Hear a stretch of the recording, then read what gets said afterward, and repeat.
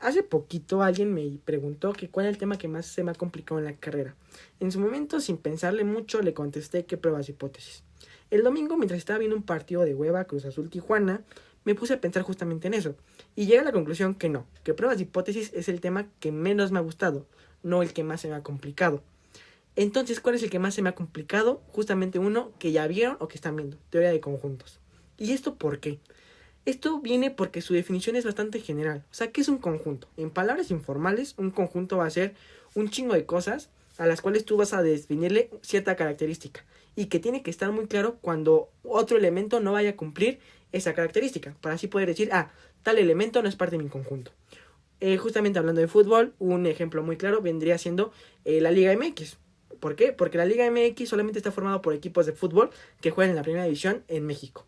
Y así podría definir conjuntos por cada liga, por cada país. Por ejemplo, la Liga Española, la Premier, la Bundesliga, la Serie A, etc. Y entonces, en base a esto, ¿qué me impide definir un conjunto universal para equipos de fútbol? Nada, lo puedo hacer.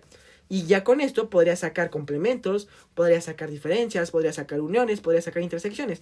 O sea, podría aplicarle cualquier operación que está definida para conjuntos a equipos de fútbol. Y ese es mi problema, porque no estoy rompiendo ninguna regla. Pero nuevamente, ¿me interesaría estudiar los conjuntos de equipos de fútbol? Claramente no, pero pues ahí están y los puedo estudiar y los puedo unir, los puedo intersectar, puedo hacerle cualquier cosa que hago con los números. ¿Quiere decir esto que números y equipos de fútbol son equivalentes? Obvio no, pero ese es mi problema justamente con la teoría de conjuntos. Estamos trabajando con objetos tan generales que me permiten definir conjuntos que a lo mejor ni siquiera me van a servir de nada. Otro ejemplo de un conjunto absurdo que es válido vendría siendo el conjunto de personas que han sido tus exparejas. ¿Por qué? Porque es muy claro quién ha sido tu expareja y quién no. O sea, no rompe la definición. No sé si estoy explicando mi enojo con la teoría de conjuntos. Pero bueno, pasando a la definición formal, hay algo que me gusta mucho de esta definición, que dice que son los elementos de un conjunto lo que lo determinan, no al revés. Y esto es mucha conveniencia, ¿no? Justamente por eso puedo formar conjuntos con casi cualquier cosa. Por eso la definición es tan general. Y te preguntarás, ¿qué problema tienes tú con que la definición sea tan general? Si algo he aprendido a lo largo de estos 3 años de carrera, es que cuando algo es tan general, no podemos predecir de manera muy exacta cómo se va a comportar. Por ejemplo, en cálculo 1, nuestro objetivo es trabajar con funciones que sean diferenciables. O sea, trabajamos con funciones, pero no con todas las funciones, sino con las que son diferenciables. O nos interesa estudiar a esas. En cálculo 2, las funciones que sean integrables. En álgebra lineal, las transformaciones lineales, por ejemplo. En ecuaciones diferenciales, construimos métodos de solución para ecuaciones bastante específicas. Es imposible construir un método de manera general. No se puede.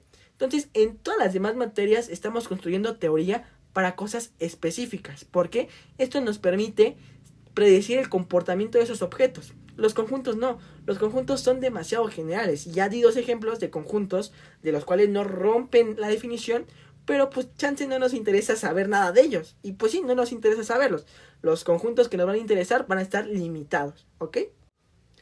Ahora, pasando a algo de notación, es importante determinar que las letras minúsculas van a hacer referencia a los elementos del conjunto, las letras mayúsculas van a hacer referencia a los conjuntos, y ese símbolo que parece como una E significa pertenece. Es importante aclarar que la pertenencia se da de elementos hacia los conjuntos, no de conjuntos hacia los elementos, ¿ok?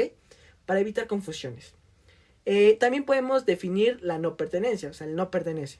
De que definir que algo no sea elemento de algo es importante a nivel teórico, nos puede llevar para ciertas demostraciones. Ok, ahora para visualizar un conjunto, la manera es enlistar todos los elementos que lo conforman si nos es posible. Por ejemplo, la primera imagen que apareció en la primera diapositiva, pues era una imagen con los equipos del fútbol mexicano. Y pues es una manera de notar un conjunto, el conjunto de la Liga MX. En el ejemplo que tenemos abajo, pues tenemos un conjunto B que está formado por el 1, por el 2 y por el 3. Es importante, pues este conjunto solamente tiene 3 elementos y está muy claro quiénes lo forman parte de él y quiénes no. Y aquí el orden nos va a ser irrelevante. O sea, ahorita todavía no le estamos dando un sentido al orden. Entonces, la manera de expresar un conjunto es poder enlistarlos. ¿Y cuándo vamos a decir que 2 conjuntos van a ser iguales? Cuando tengan exactamente la misma cantidad y los mismos elementos. No importa en qué orden aparezcan. Y aunque nuestra intuición nos diga que enlistar objetos solo es posible cuando estamos trabajando con conjuntos finitos, esto no es del todo cierto. Hay ciertos conjuntos que, a pesar de tener elementos infinitos, los podemos escribir en forma de lista. ¿Por qué? Damos una pequeña lista y en base a ella se va a sobreentender quiénes son los elementos que lo conforman. Por ejemplo, el conjunto P está formado por los múltiplos de 2 mayores que 0 o los números pares mayores que 0. ¿Ok? Esta idea nos habla de, por ejemplo, nos empieza a asomar ahí la idea de que el infinito, como concepto, podemos definir infinitos más grandes que otros abusando un poco del lenguaje. O sea, porque en sí el infinito no es una cantidad, es un concepto. Pero pues resulta que dentro de este concepto podemos definir infinitos que sean más masivos que otros. Pero entonces, ¿qué va a pasar cuando no podamos expresar un conjunto de forma de lista? Por ejemplo, los números reales, los irracionales o los racionales mismos no se pueden expresar de esta manera. Para eso tenemos el método de especificación. ¿Qué quiere decir esto? Que si X es un conjunto y P es una propiedad de los elementos de X, los elementos de X que tienen la propiedad P forman un conjunto. P de X significa que X está cumpliendo esa propiedad P. Y la propiedad P nosotros la vamos a determinar. El ejemplo ahí están los números racionales y el segundo ejemplo es el conjunto de funciones reales constantes. ¿Ok? Posteriormente viene el concepto de subconjunto. El concepto de subconjunto nos dice que si A y B son conjuntos, decimos que B es un subconjunto de A si cada elemento de B es también un elemento de A. O sea que B está contenido en A. La contención, a diferencia de la pertenencia, se da entre conjuntos. Y hay que notar dos cosas. Cada conjunto está contenido dentro de sí mismo. O sea que cada conjunto como tal es subconjunto de sí mismo. Podemos determinar cierto tipo de subconjuntos que les vamos a conocer como propios, que es cuando el conjunto B está contenido en A, pero B es diferente de A, estrictamente. Cuando pasa eso, los subconjuntos propios solamente lo vamos a denotar con la C, sin la rayita.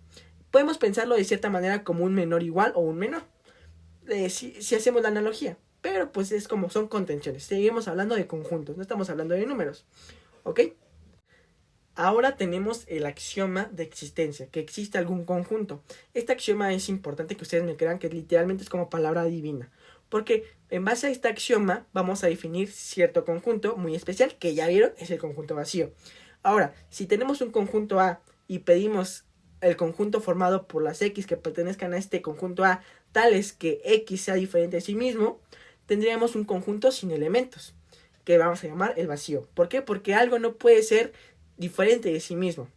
Y el conjunto vacío tiene bastante peculiaridades. Por ejemplo, una de ellas es que es subconjunto de cualquier conjunto que nosotros definamos. Por ejemplo, el vacío va a estar contenido en el conjunto de equipos de la Liga MX, por ejemplo. ¿Por qué? Porque los equipos de la Liga MX forman un conjunto y el vacío va a tener esa propiedad, va a estar ahí dentro, va a estar contenido. Aguas, contenido, no pertenece, ¿va? Hay que tener diferencias que por ahí luego se llegan a confundir la pertenencia con la contención. Y bueno, ahí tenemos justamente lo que estamos platicando, las demostraciones de que el vacío es subconjunto de cualquier conjunto A. Para la forma 1, lo que estamos haciendo es que estamos suponiendo que el vacío está contenido en A. Entonces se tiene que cumplir que para cada X que pertenece al vacío, entonces esa X está en A. Pero ¿qué sucede? Que X pertenece al vacío es falso. ¿Por qué? Porque el vacío dijimos que es un conjunto sin elementos. Pero aunque la primera cosa sea falsa, la implicación sigue siendo verdadera. Por lo tanto, el vacío está contenido en A. ¿Esto por qué? Porque acuérdense que la implicación dijimos que era como promesas. O sea, si yo no cumplo lo que prometí, o sea, si yo no hago lo que prometí, pues si se cumple o no mi promesa, pues eso es irrelevante. ¿Va? Y la demostración de forma 2 es como por forma de contradicción. ¿Por qué? Porque suponemos que el vacío no está contenido allá. Si el vacío no está contenido, entonces tendríamos que encontrar algún elemento X que pertenezca al vacío, pero no pertenezca a A. Pero esto tampoco se puede. ¿Por qué? Porque no hay elementos en el vacío. Entonces, por lo tanto, llegamos a una contradicción y entonces el vacío está contenido en A. Por último, es importante demostrar que el conjunto vacío es un conjunto único. O sea, solamente existe un solo conjunto que cumple con esta propiedad. Y como las demostramos, pues va a demostrar que algo es único. La técnica es suponer que existen dos objetos que cumplen esa propiedad y concluimos que esos objetos son iguales, ¿no? Las demostraciones igual hacen referencia a esa propiedad de la implicación, que cuando lo primero es falso, la implicación no se rompe. Y pues en efecto, el vacío es único. Entonces con esto cerramos la primera parte de la teoría de conjuntos.